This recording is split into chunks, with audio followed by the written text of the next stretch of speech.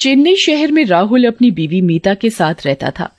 मीता की मां की तबीयत खराब होने के कारण राहुल अपनी बीवी मीता को उसके मायके छोड़ देता है। मीता अपने मायके कुछ 15 दिनों के लिए अपनी मां की देखभाल करने जाती है।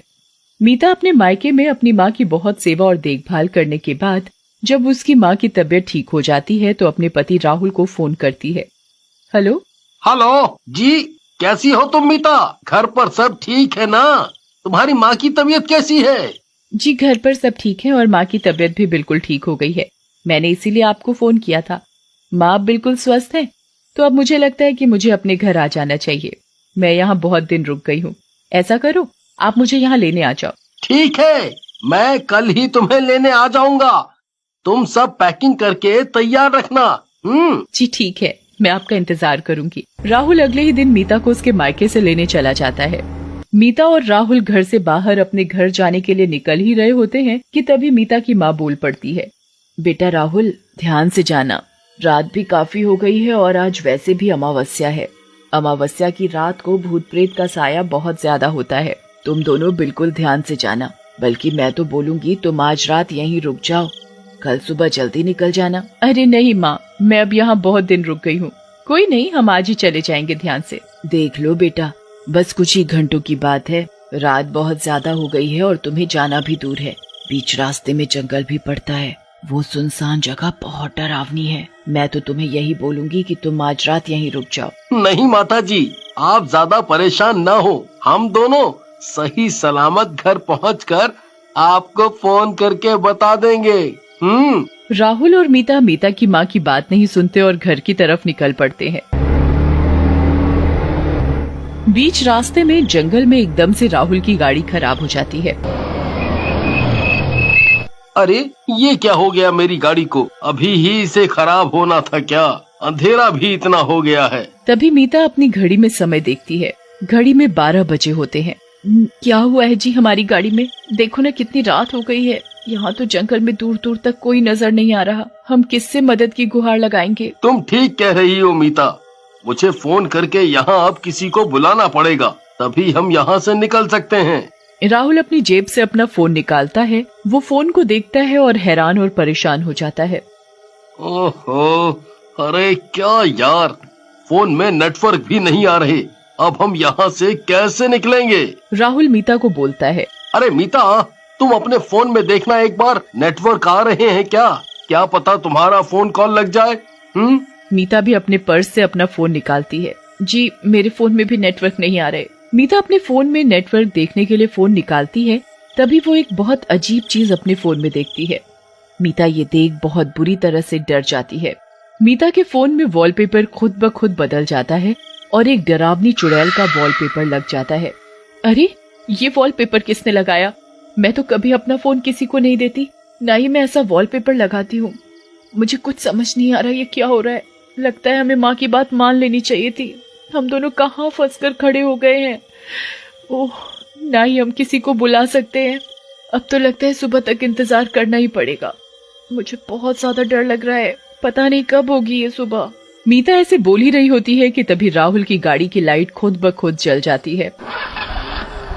ये देखकर मीता और राहुल बहुत खुश हो जाते हैं।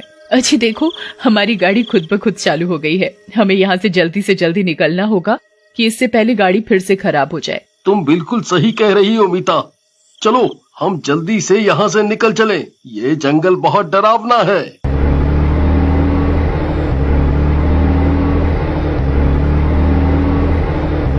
मीता और राहुल को ये लगता है कि उनकी परेशानी गाड़ी चलते ही दूर हो गई है, पर वो इस बात से अनजान थे कि उनका आगे रास्ते में एक बहुत बड़ी परेशानी इंतजार कर रही है। कुछ ही दूरी पर चलते हुए रास्ते में मीता और राहुल को एक औरत एक छोटे से बच्चे को लेकर खड़ी दिखाई देती है। वो औरत बहुत जोर जोर से रो रही होती है। वो एक चुड़ैल होती है। अरे कोई बचाओ, मेरे बच्चे को देखो क्या हो गया है। इसको सांस नहीं आ रही है। चुड़ैल बहुत जोर जोर से रो रही होती है। चुड़ैल को रोता देखकर राहुल, अरे देखो मीता, यहाँ रास्ते में ये औरत फंस गई है। इसका बेटा बहुत बीमार है। यहाँ दूर दूर तक इसकी मदद करने वाला कोई नहीं है। जी हाँ, आप सही कह रहे हो। हमें इसकी मदद करनी चाहिए। इसका बेटा बहुत बीमार सा लग रहा है। राहुल चुड़ैल के आगे अपनी गाड़ी रोकता है। कोई बचा लो, कोई बचा लो, मेरा बेटा बहुत बीमार है साहब, मुझे पास के किसी हॉस्पिटल में छोड़ दो, आपकी बहुत मेहरबानी होगी। ठीक है, तुम परेशान मत हो, मैं तुम्हें रास्ते में कोई नजदीकी हॉस्पिटल में छोड़ दूंगी। चुड़ैल मीता की गाड़ी में बैठ जाती है। बीच रास्ते में चुड़ैल का बच्चा जोर जोर से रोने लगता है।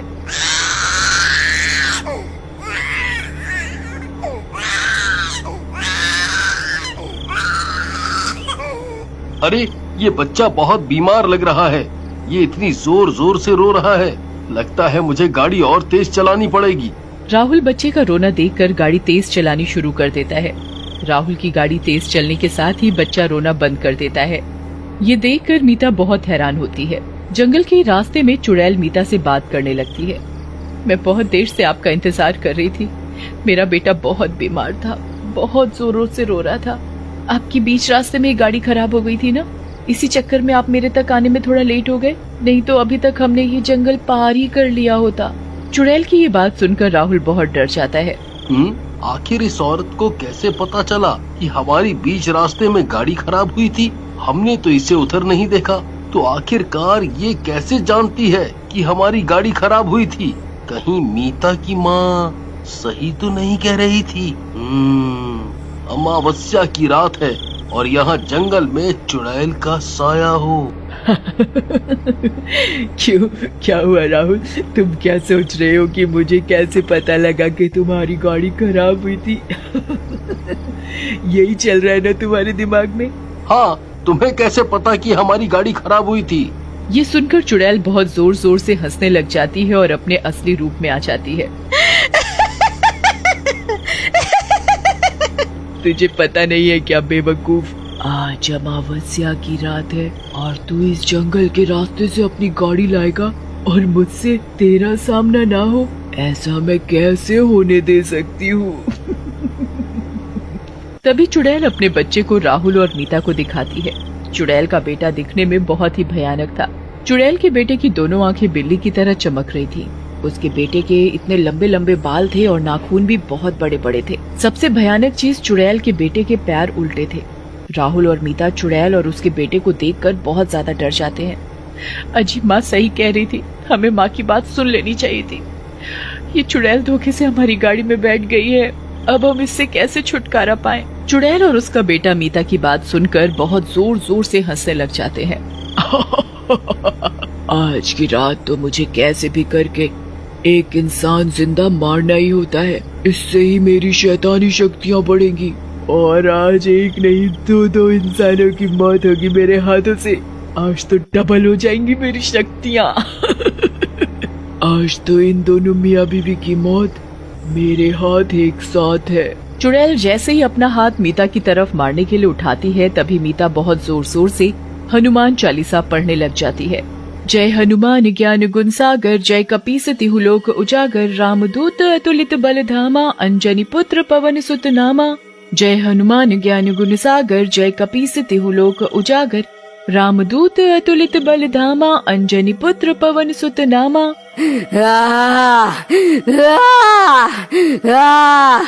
चुड़ैल मीता को हनुमान चालीसा पढ़ता देख बहुत जोर जोर से चिल्लाने लगती है। अरे पागल, तू ये क्या बोल रही है? तू क्या बोली जा रही है? बंद कर इसे। मीता उसकी एक नहीं सुनती और हनुमान चालीसा पढ़ती रहती है। महावीर विक्रम बजरंगी, कुमति निवार सुमति के संगी, कंचन बरन बिराज सुवेसा, कानन कुंडल कुंचित केसा। ए पागल औरत, चुप कर तू, क्या बोली जा रही है तू? पागल कहीं की, तू मेरी शक्तियों का नाश कर रही है, तुझे शर्म नहीं आ रही? मीता, तुम हनुमान चालीसा पढ़ना मत छोड़ना, मैं गाड़ी चला रहा हूँ। मैं कोशिश करता हूँ जल्दी से जल्दी इस जंगल से निकलूं और इस चुड़ैल से भी हमारा पीछा छूटे। राहुल की गाड़ी फुल स्पीड में भागी जा रही थी और मीता भी बिना झिझक के एक सांस में हनुमान चालीसा पढ़ी जा रही थी। मीता के लगातार हनुमान चालीसा पढ़ने से चुड़ैल गाड़ी में से भाग जाती है।